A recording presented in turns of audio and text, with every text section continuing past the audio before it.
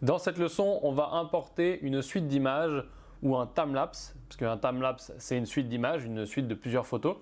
Et donc, il faut savoir, avant que je te montre ça, que c'est un petit peu particulier comme manipulation sur DaVinci, puisque tu as une option de faire reconnaître une suite d'images qui portent toutes le même numéro, ou du moins qui portent un numéro qui se suit, donc image 1, image 2, image 3. Tu as le choix de les faire reconnaître comme soit une suite d'images qui va être transformée en vidéo, soit une suite d'images qui vont apparaître comme des images indépendantes, comme des photos indépendantes. Et donc, tu pourras prendre juste une photo et la choisir et l'importer et faire, voilà, ce sera une photo, ce ne sera pas le timelapse recomposé. Le plus simple, c'est que je te montre, parce que là, comme ça, c'est très abstrait. Donc, je te montre tout de suite comment faire la différence entre les deux. Ici, tu vois, je suis dans timelapse. J'ai mon timelapse ici, qui est là.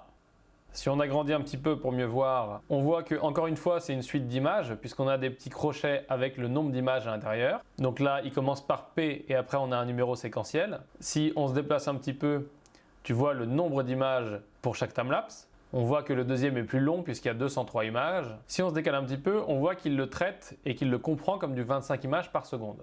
Si je double-clique au début et je vais le lire, tu vois que là, le timelapse est une vidéo puisque j'ai cliqué uniquement sur un fichier pour ouvrir. Si je veux par contre interpréter ça comme une photo pour récupérer juste cette photo-là, je dois aller cliquer ici sur les trois petits points et ensuite cocher Show Individual Frame.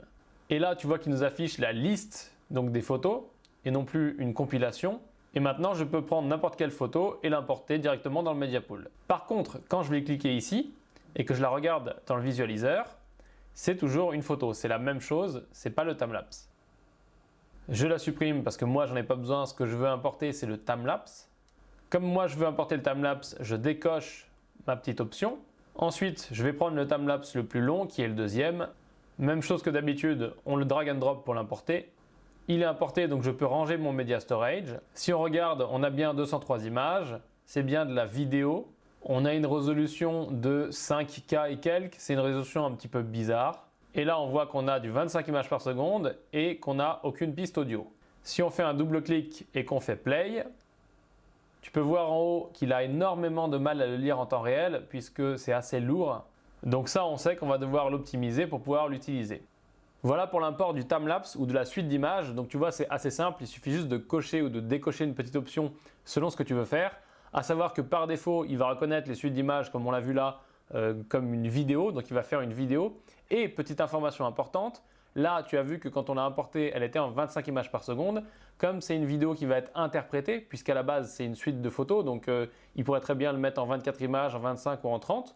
Mais là, ça va être du 25 puisqu'on a paramétré notre projet au tout début et que le framerate de notre projet, c'est du 25. Donc par définition, il va adapter, il va recomposer le timelapse et le transformer en un aggloméré vidéo en 25 images par seconde. Voilà, c'est un peu complexe, mais ne te prends pas la tête à essayer de comprendre le détail. Tu sais que tu peux soit récupérer des photos, soit faire un timelapse, et après tu fais un média optimisé. Ça, on va le voir plus tard.